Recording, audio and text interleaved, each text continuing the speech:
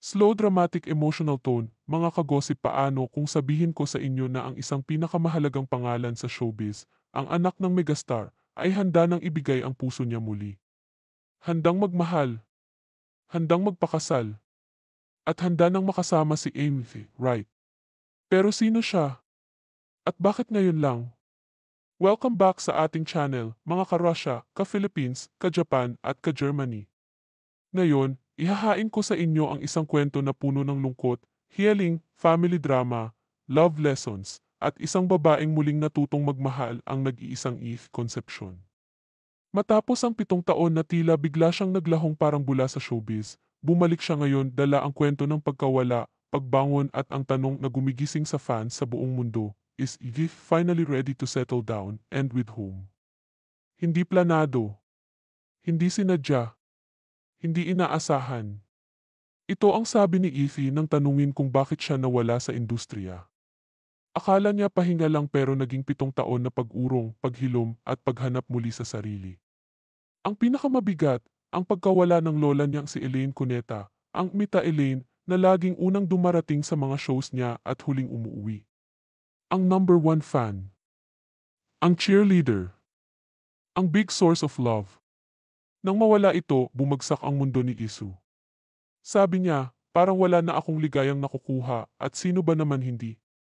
Yung taong laging nasa audience biglang wala. And the moment that broke her, nang mag-host siya ng Binibining Pilipinas, 1 year after Pia Wurtzbach won.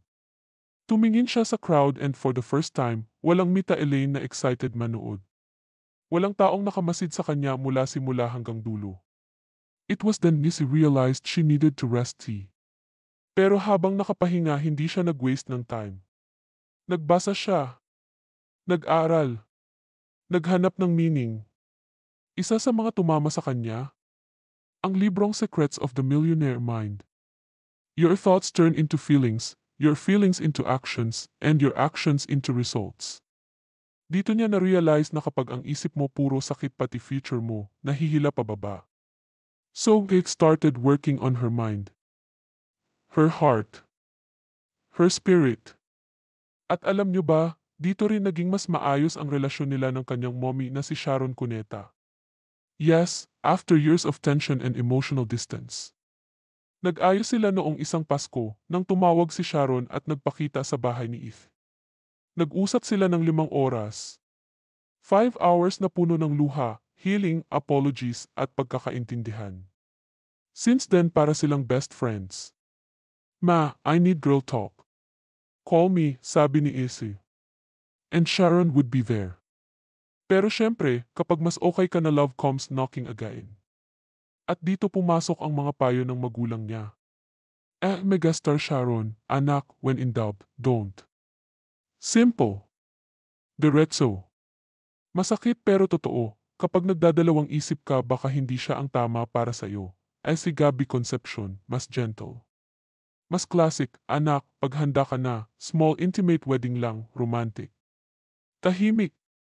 Sincere, pero ang pinakamalaking tanong ng lahat, handa na ba talaga si Eve?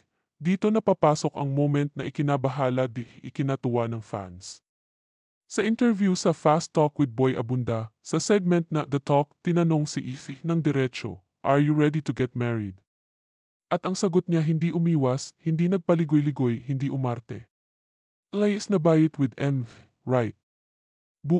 Umuugong bigla ang social media. Wait, may boyfriend ba siya? Sino si Eric Wright? Bakit hindi niya sinasabi? Pero hindi pa tapos si Izzy. Sabi niya, I am ready to share my life with someone. I've enjoyed my life so much, I want to share it with someone deserving. At doon na nagtanong ang fans, hindi may someone special na ba? Is she in love? Is she low-key in a relationship? Nis just smiled. Dito nagiging mas malalim ang kwento. Aiso admitted dati takot siya. She would put up walls. She would defend herself. She would hide her softness. Pero ngayon, mas nagiging soft ako, sabi niya, can be a woman again. I now know my role in a man's life. Hindi siya naghahanap ng equality na parang competition. Ang hinahanap niya, isang lalaking provider, stable, caring, very masculine, someone who lets her feel feminine, secure, loved. Someone she already knows. Oh yes. You heard that right, she knows him. She's met him.